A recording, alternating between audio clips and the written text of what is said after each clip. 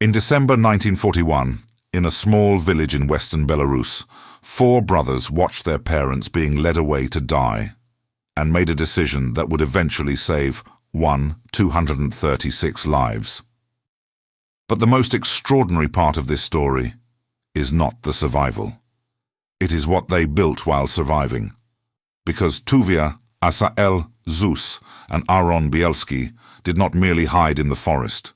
They constructed a city inside it. The Bielski family had been the only Jewish household in Stankiewicz, a rural village nestled between the towns of Lida and Nowogródek in what was then eastern Poland.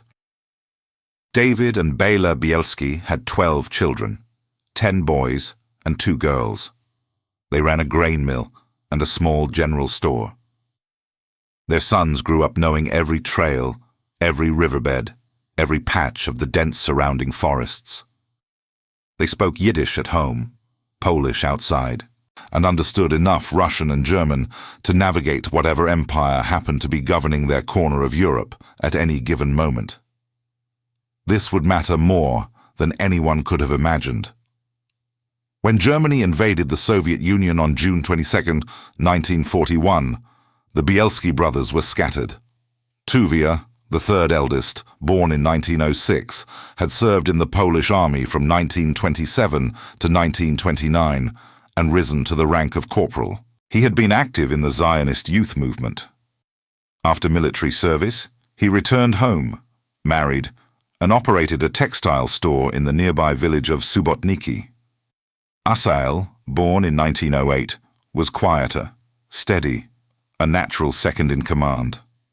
Zeus, born in 1910, was fierce, physically powerful, the kind of man who settled arguments with his fists. And Aaron, born in 1927, was just 14 years old, a boy who would grow up in a forest, surrounded by death and somehow survive. Within weeks of the German occupation, the Jews of the Nowogródek region were forced into a ghetto. The process was swift and systematic. On December 8, 1941, the Germans carried out a mass execution. Approximately 5,000 Jews were murdered in a single operation. Among them were David and Bela Bielski, 2 of their sons, Zeus's wife, and his newborn daughter. The 4 surviving brothers, Tuvia, Asael, Zeus, and Aaron, had no home, no family, no future in the world that the Nazis were building. They fled into the forest. At first, there were roughly 30 of them. Brothers, cousins, neighbors, friends. They had almost nothing. A few pistols acquired through non-Jewish Belarusian contacts, some bread, the clothes they were wearing. The forest in winter in western Belarus is not a refuge. It is an endurance test. Temperatures drop to 30 degrees below zero. Snow buries everything. Food is almost impossible to find. The earth itself seems to reject the idea of human habitation, and yet they stayed. The family chose Tuvia as commander. It was not a democratic process in the formal sense, but it was logical. He was the eldest of the surviving brothers, the military veteran, the one who could talk to anyone, Belarusian peasants, Soviet partisans, Polish Home Army fighters, and be understood. Asael became his deputy. Zeus was placed in charge of reconnaissance and increasingly of combat operations. Aaron, the boy, became a forest scout. He knew nothing of war. He would learn. What happened next is documented by the United States Holocaust Memorial Museum, Yad Vashem, the YIVO Institute, and dozens of survivor testimonies recorded by the USC Shoah Foundation. It is one of the most thoroughly verified stories of Jewish resistance during the Holocaust. And it begins with a single, radical decision that Tuvia Bielski made and never reversed. Every partisan group in occupied Europe operated under a basic principle: fighters fight, and those who cannot fight are a liability. Soviet partisan commanders wanted young men with weapons. They had no use for elderly women, for children, for the sick. Tuvia Bielski rejected this principle entirely. He declared that his group would accept every Jew who reached the forest, Every man, woman, child, elder, regardless of age, gender, health, or ability to carry a weapon. According to testimony preserved at Yad Vashem, Tuvia said it plainly. I would rather save one old Jewish woman than kill 10 German soldiers. This was not a popular position. Inside his own group, fighters argued that non-combatants slowed them down, consumed rations, increased the risk of detection. Soviet partisan commanders in the region viewed the Bielski group with suspicion precisely because it sheltered so many people who could not fight. The logic of war demanded ruthless selection. Tuvia chose something else. He chose to build. He sent emissaries into the ghettos. According to the USHMM, Bielski dispatched guides into the ghettos of Lida, Nowogrodzic, Minsk, Iwie, Mir, and Baranovice, escorting Jews to the forest. In late 1942, a special mission rescued over 100 Jews from the Iwie ghetto just as the Germans were preparing to liquidate it. Word spread. Jews who had heard rumors of a Jewish camp in the forest began arriving, sometimes alone, sometimes in groups of 20 or 30, sometimes half dead from cold and hunger. Tuvia never turned anyone away. By early 1943, the group numbered more than 300 people. They were living in zemlyankas, underground dugouts dug into the frozen earth, roofed with logs, packed with dirt and branches for camouflage. Inside, wooden bunks lined the walls, covered in straw. Campfires burned near each entrance. It was primitive. It was also, for every person inside, the difference between life and death. But Tuvia understood something that most partisan leaders did not. Survival was not enough. If 1,000 people were going to live in a forest for years because no one knew when the war would end, they needed more than hiding places. They needed a society. They needed purpose. They needed work, structure, hygiene, justice, education, and faith. He set about creating all of it. The transformation is documented in extraordinary detail by historian Nechama Tek in her 1993 academic study published by Oxford University Press, by Peter Duffy's 2003 account published by HarperCollins, and by the archives of Yad Vashem and the USHMM. What Tuvia Bielski constructed in the Naliboki forest was not a camp. It was, in the words of multiple historians, a shtetl, a functioning Jewish town, hidden under the canopy of trees. The workshops employed more than 200 people. Cobblers made and repaired shoes, not just for the Bielski group, but for Soviet partisan units throughout the forest, which made the camp strategically valuable to its neighbors. Tailors stitched clothing from whatever fabric could be scavenged, traded, or taken from enemy collaborators. Leather workers produced belts, bridles, and saddles. Carpenters built furniture, bunks, and structures. A metalworking shop, established by a man named Shmuel Oppenheim, repaired damaged weapons and constructed new ones from spare parts. Watchmakers fixed timepieces. Hatmakers produced headwear. Barbers cut hair. Each skill was catalogued, assigned, and organized.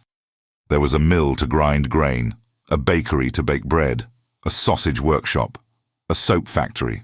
Someone in the camp knew how to produce soap from ashes and animal fat, and Tuvia ordered it into production. Herds of cows supplied milk. Work groups cleared land and planted wheat and barley when the seasons allowed. A communal kitchen prepared meals. A communal bathhouse was built, with a bathing schedule enforced for public health. Bathing was not optional. Disease in a forest camp could kill more people than the Germans.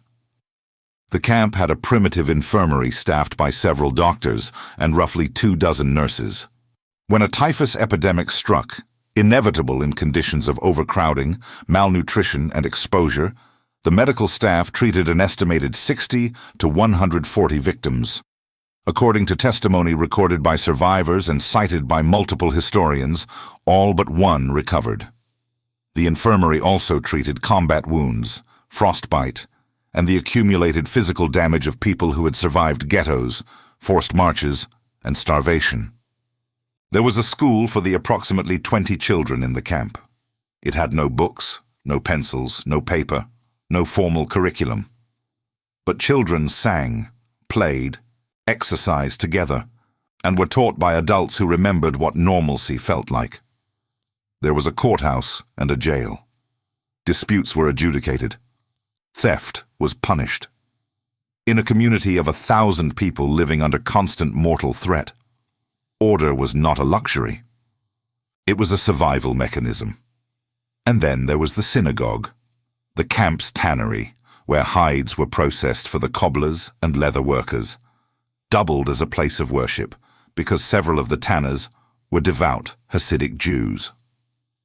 Under Soviet partisan command, overt displays of Jewish religious practice were discouraged. So the Jews of the forest prayed where they worked, in a room that smelled of leather and lye, surrounded by tools and animal skins.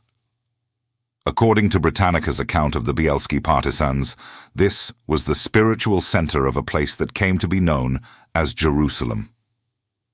The name was not accidental. By autumn 1943, when the camp had grown to roughly 750 people, it was called Forest Jerusalem, Yerushalayim Shel Yara. Satellite camps were added. Several dozen underground bunkers were built, the largest housing approximately 40 people. A central street ran through the camp. The headquarters and meeting place sat at its center. The camp even had its own historian, a man named Shmuel Amarant, whose self-assigned task was to document ghetto and forest life, to ensure that if they survived, the record would survive with them. This was the world the Bielskis built, but the Germans had not forgotten them. At the beginning of 1943, German planes dropped leaflets across the countryside. The leaflets promised a reward of 50 Reichsmark to anyone who helped capture Tuvia Bielski. The amount was later doubled to 100 Reichsmark, a staggering sum, enough to buy a large estate. The leaflets were aimed at the Christian population, but they also reached Jews still hiding in ghettos. According to the USHMM, the leaflets had an unintended effect. They gave Jews hope. If the Germans were offering that much money for one man, it meant he was still alive, still free, still fighting, and it meant there was somewhere to go. In August 1943, the Germans launched Operation Hermann, the largest anti-partisan sweep in the Naliboki forest region. Thousands of German troops, supported by aircraft, pushed through the forest systematically, aiming to destroy every partisan group they could find. Other partisan units in the forest suffered catastrophic losses. The communities surrounding the Naliboki forest were devastated. The Germans deported non-Jewish residents fit for work to slave labor in Germany and murdered many of the rest. The Bielski partisans survived. Tuvia ordered the group to split into small units and scatter deeper into the swamps and dense undergrowth. They reassembled at their former base in the Hasinovo forest, then were ordered back into the Naliboki forest by Soviet partisan command. They settled near the village of Kletische, in the densest, most inaccessible part of the forest, an area surrounded by swamps that were nearly impassable, covered in snow 2 meters deep in winter. It was here that they built the permanent Jerusalem camp. The fighting arm of the Bielski group, roughly 150 armed partisans, some on horseback, conducted operations alongside Soviet units. They attacked military outposts and convoys. They placed improvised explosive devices on railroad tracks. They executed collaborators who had betrayed Jews to the Germans. In one documented case, the Bielski partisans killed 12 members of a Belarusian family who had turned 2 Jewish girls over to the Nazis. In another, they tracked down and eliminated several collaborators whose identities they had extracted from a captured informant named Ivan Svirkis. By the end of the war, the Bielski partisans reported to Soviet authorities that they had killed a total of 381 enemy fighters. But combat was never the primary mission. The primary mission was life. On the night of September 26, 1943, an event occurred that would send a new wave of refugees to the Bielski camp. In the Nowogródek ghetto, the same ghetto where the Bielski parents had been murdered 2 years earlier, 232 Jews escaped through a hand-dug tunnel. The tunnel was 250 meters long, roughly 60 centimeters in diameter, dug 5 meters underground. Dozens of prisoners had labored in silence through the summer nights for 4 months to build it. During the construction, 80 people were killed by the Nazis, but not a single person betrayed the operation. Of the 232 who crawled through the tunnel that September night, approximately 170 survived. The majority joined the Bielski Partisans. According to the Imperial War Museums, which recorded the testimony of tunnel survivor Jack Kagan, it was likely the greatest prisoner escape in Nazi-occupied Europe during the entire war. In the summer of 1944, the Red Army began its advance through Belarus. On July 10, 1944, the Bielski Partisans emerged from the Naliboki forest. According to the USHMM, the group had reached its peak of 230 people. More than 70% were women, elderly persons, and children. They marched into Nowogródek, a town where 3 years earlier the Germans had murdered 10,000 Jews. Now 230 Jews walked out of the forest alive.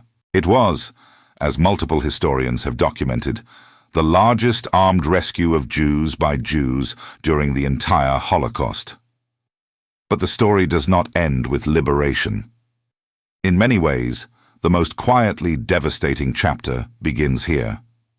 Asael Bielski, Tuvia's deputy, the steady one, the brother who had led reprisal raids against collaborators and helped hold the group together through 2 winters in the forest, was conscripted into the Red Army almost immediately after liberation. He was sent west to the front lines. In February 1945, Asael was killed during the siege of Königsberg in what is now Kaliningrad, Russia. He never saw the child his wife was carrying. He was 36 years old. He had survived the forest, survived Operation Hermann, survived the bounty on his family's name, and died in someone else's army, fighting someone else's war 7 months before it ended. Tuvia, Zeus, and Aaron made their way to Israel via Romania. They fought in the 1948 Arab-Israeli War. Then, in the mid-1950s, Tuvia and Zeus moved to the United States. They joined their older brother Walter, who had immigrated before the war and changed his name to Bell. They settled in Brooklyn. Tuvia moved his family into the Shore Haven housing projects, then later to a house on Avenue the Farn and 12th Street in the Midwood neighborhood. Zeus moved 10 blocks away to a house on 22nd Street. They were immigrants in a city full of immigrants. They spoke broken English. They worked with their hands. Tuvia drove a delivery truck for his brother Walter's company. According to the account documented by Peter Duffy, his English was so poor in the early years that he needed someone to sit in the passenger seat and read the street signs for him. The man who had commanded 1,000 people in the Naliboki forest, who had built a city under the trees, who had negotiated with Soviet generals and outwitted German intelligence, could not read a street sign in Brooklyn. Zeus opened a gas station on Kent Avenue in the shadow of the Williamsburg Bridge. He later sold it to start a trucking company on Roebling Street. He also made money leasing taxicab medallions. He was a practical man. He always had been. For nearly 40 years, Tuvia and Zeus lived quiet lives 10 blocks from each other in Midwood. They raised families. They went to work. They came home. Anyone passing them on the street would have had no idea that the man with the heavy accent and the worn hands had once been the most wanted Jew in Belarus, with 100,000 Reichsmark price on his head. No one in the neighborhood knew. No historical markers adorned their homes. No plaques. No ceremonies. In 1993, scholar Nechema Tek published her academic study of the Bielski Partisans through Oxford University Press. It received attention in academic circles, but did not break through to the wider public. When Tuvia Bielski died on June 12, 1987, at the age of 81, he was buried in a cemetery on Long Island, New York. A quiet funeral, a modest grave, but the survivors remembered. A year after Tuvia's death, former Bielski partisans living in Israel arranged for his body to be exhumed. His remains were flown to Jerusalem, where he was given a funeral with full military honors at Har HaMenuchot Cemetery. The truck driver from Brooklyn was buried in the Holy City, the real Jerusalem, as the commander he had always been. His wife, Lilka, was buried beside him in 2001. Zeus died in 1995 in New York. Aaron, the youngest brother, the boy who had been 14 when the forest became his home, changed his name to Aaron Bell and lived in the United States until his death in 2025 at the age of 97. He was the last living Bielski brother. A stone honoring Tuvia stands in the Holocaust Memorial Mall, a small park on Sheepshead Bay in Brooklyn. It does not mention that he lived most of his life 5 subway stops away. According to Duffy's research, no one in the Bielski family even knew the stone existed until a neighbor happened to tell them. Today, the descendants of those 230 survivors number in the tens of thousands. At a reunion dinner in New York, organizers estimated that the Bielski partisans' legacy now encompasses more than 10,000 living people. Children, grandchildren, great-grandchildren spread across Israel, the United States, Europe, and beyond. Among the descendants, Jared Kushner, whose grandmother Reichel Kushner escaped through the Novogrodek tunnel and joined the Bielski camp. The Naliboki forest still stands.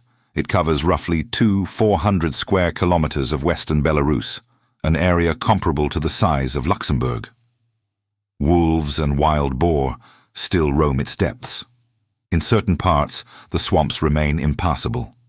Somewhere beneath the trees, beneath decades of fallen leaves and new growth, the outlines of the Zemlyankas are still faintly visible to those who know where to look. The underground bunkers, the central street, the workshops where cobblers repaired shoes and blacksmiths forged weapons and devout Hasidic Jews prayed in a tannery they called a synagogue. In 1943, German planes dropped leaflets offering 100,000 Reichsmark for information leading to the capture of Tuvia Bielski. No one collected. In 1960, a truck driver in Brooklyn delivered packages to addresses he could barely read, and no one on his route had any idea that the man behind the wheel had once built Jerusalem in a forest. The documents confirm it. The testimony files at Yad Vashem confirm it. The archives of the United States Holocaust Memorial Museum confirm it. The survivor interviews at the USC Shoah Foundation confirm it. And the 10,000 descendants walking the earth today confirm something that no archive can fully contain. That in the deepest part of the Naliboki forest, in the worst years of the 20th century, 4 brothers decided that saving lives mattered more than anything else, and then proved it with a city made of dugouts, bread, soap, leather, prayer, and an absolute refusal to let anyone die alone.